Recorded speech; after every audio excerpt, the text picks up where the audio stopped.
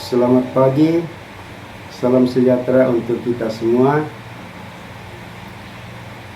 Berita sudah menjadi konsumsi wajib bagi masyarakat. Melalui berita, masyarakat mendapat berbagai informasi dan dapat memantau perkembangan informasi tersebut. Menulis berita yang dipaparkan berbagai macam, mulai dari berita olahraga, bencana alam, ekonomi, hingga politik. Namun tidak semua peristiwa dapat dijadikan sebagai berita. Penulis berita seringkali lebih mementingkan jumlah pembaca tanpa peduli dengan judul dan struktur berita. Video ini kita akan membahas suatu hal yang penting dalam menulis berita yang baik dan benar. Cara dalam menulis berita sangat perlu diperhatikan. Tidak hanya karena merupakan sebuah dasar, namun agar berita menjadi rapi dan nyaman dibaca oleh pembaca. Berikut adalah langkah-langkah untuk menulis berita. Langkah yang pertama adalah mencari sumber berita. Isi dari suatu berita harus bersifat aktual dan memiliki nilai untuk disebarluaskan. Contohnya seperti bencana alam, tindakan kriminal, kejadian yang menarik perhatian publik, dan kejadian unik yang muncul di masyarakat. Langkah kedua adalah observasi dan wawancara. Observasi dilakukan dengan mengamati peristiwa di tempat kejadian. Sedangkan wawancara dilakukan melalui tanya jawab dan sumber informasi berkaitan dengan peristiwa yang akan kita jadikan sebagai berita. Contohnya, apabila kita akan menulis berita tentang perampokan, maka narasumber yang kita wawancarai adalah pihak kepolisian dan saksi. Langkah yang ketiga adalah membuat kerangka berita. Kerangka berita merupakan rancangan awal secara kasar bagaimana informasi yang telah dikumpulkan akan diolah menjadi sebuah berita. Kerangka yang dibuat dapat mencantumkan unsur 5W tambah 1H. Unsur 5W tambah 1H itu sendiri adalah what, where, when, why, dan how. Langkah keempat adalah menulis teras berita. Teras berita adalah alinea pertama dari sebuah berita.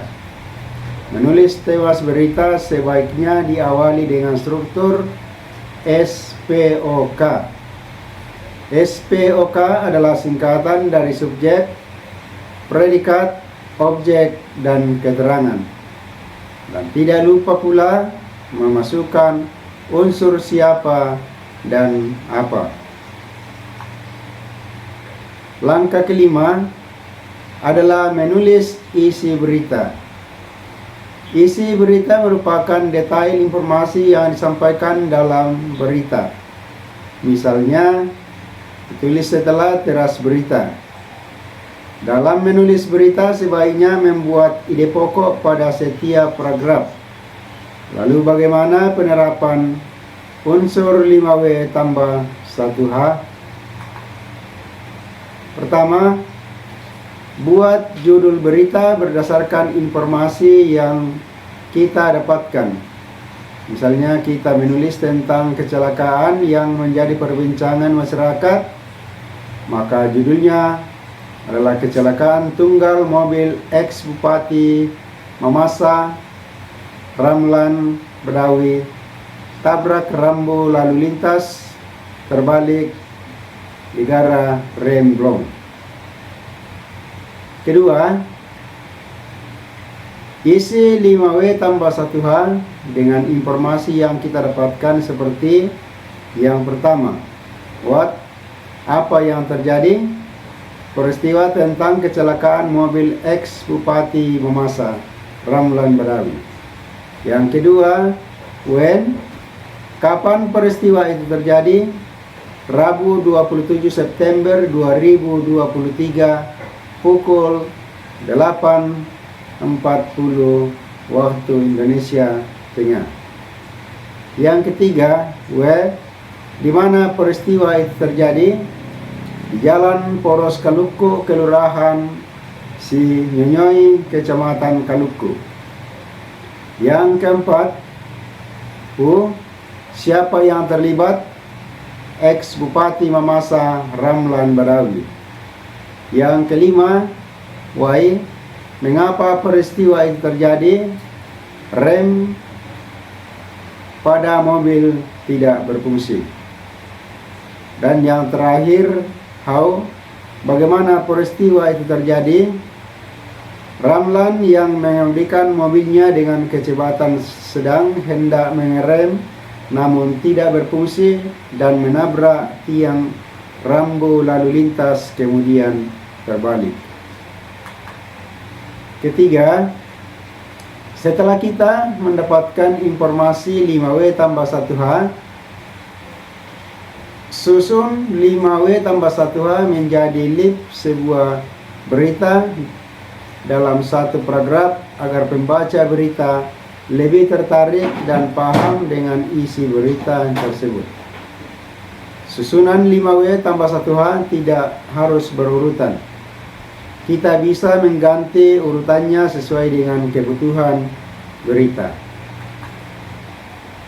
Yang keempat, setelah data 5W tambah 1H tercantum dalam link berita, selanjutnya kita menulis 1H di paragraf berikutnya sesuai dengan keinginan. Ini adalah satu contoh berita yang menerapkan unsur 5W tambah 1H. Langkah kelima adalah penyuntingan berita. Tujuan dari penyuntingan berita adalah untuk menghindari kesalahan informasi hingga penulisan seperti ejaan, tata bahasa, makna kalimat, dan apakah informasi yang akan disebarluaskan tidak melanggar kode etik seperti tidak mengandung fitnah, kekerasan, dan tidak merendahkan dan sara. Revisi berulang kali hingga benar-benar berita yang dibuat layak untuk disebarluaskan. Langkah yang keenam adalah kutipan yang dibuat agar membuat fakta dalam berita yang akan disebarluaskan. Disarankan juga untuk memberi atribusi yang bersifat opini. Sebaiknya kutipan dan atribusi dicantumkan dalam satu paragraf. Poin-poin yang saya sebutkan tadi merupakan cara menulis berita dengan baik dan benar. Semoga dapat terbantu dalam menulis berita melalui channel ini. Sekian dan terima kasih.